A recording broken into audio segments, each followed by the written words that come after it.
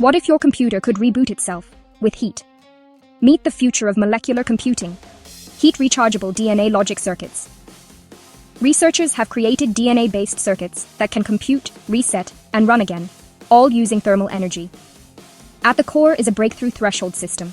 It filters weak signals and amplifies strong ones into crystal-clear digital outputs. Two designs make this possible: a hairpin structure and a two-strand setup. Both are reusable, with just a bit of heat and fine-tuning. Optimizing a tiny 7-nucleotide loop improved resets dramatically. It boosts strand displacement and clears molecular waste. Then come the logic gates, and, or, and others, built to reset cleanly while keeping other parts untouched.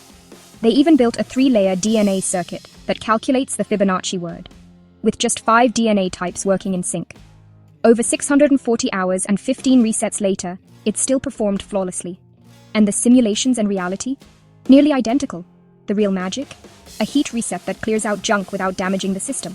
It's clean, efficient, and ready to scale. From biosensing to smart materials, this architecture paves the way for DNA-driven devices that adapt and learn. Stay tuned for more, and subscribe to never miss a tech beat.